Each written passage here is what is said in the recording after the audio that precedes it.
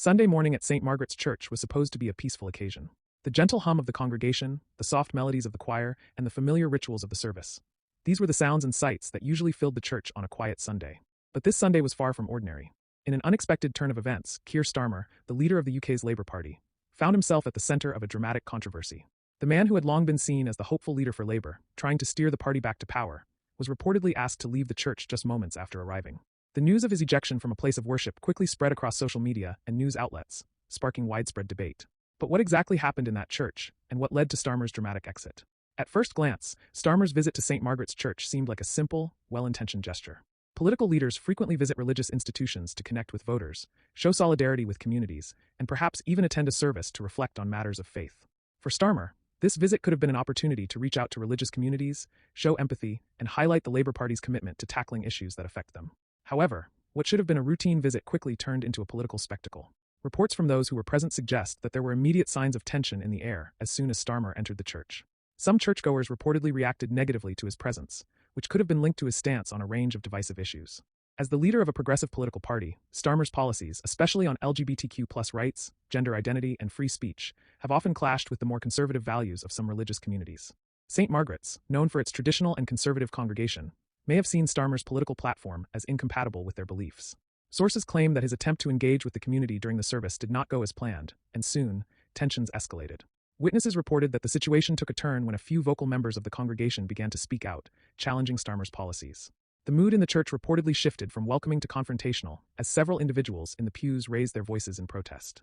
It wasn't long before church officials intervened, escorting Starmer out of the church in what some described as a discreet but noticeable manner. The dramatic exit left many in the congregation confused, and the incident quickly became a viral topic across social media platforms.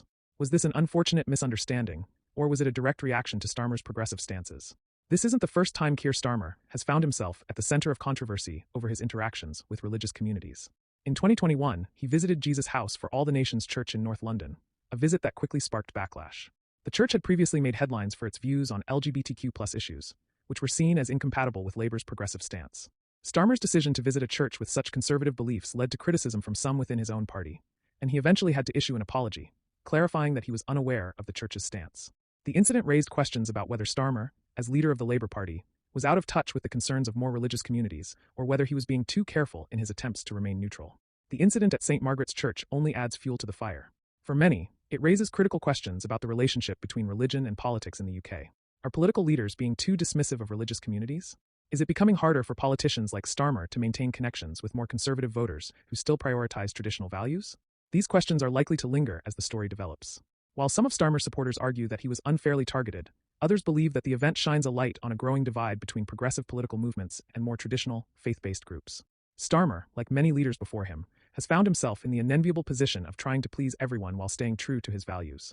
Political leaders are often expected to be everything to everyone, but it is clear that, for some voters, there is little room for compromise when it comes to deeply held beliefs. The church incident also calls attention to the complexities of political campaigning in the modern age. Today's political leaders must balance their messaging on a broad range of issues, but they must also be mindful of the cultural and religious sensibilities of their voters. If Starmer's visit to St. Margaret's was seen as a genuine attempt to connect with religious communities, then it backfired spectacularly.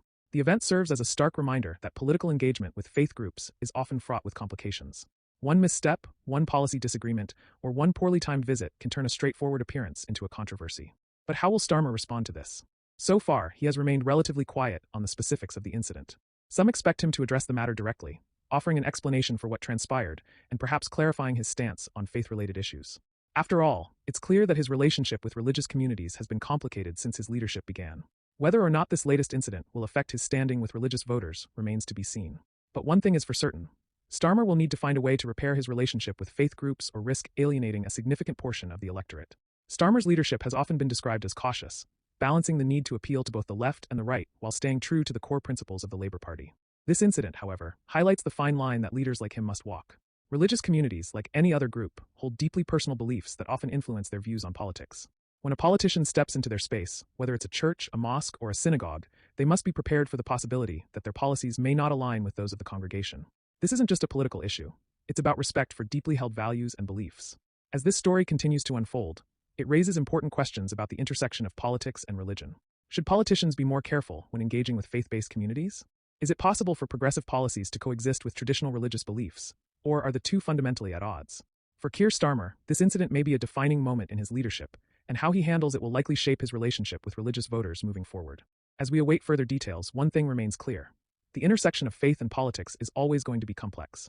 And for politicians like Keir Starmer, managing this delicate balance will continue to be one of the greatest challenges of modern leadership.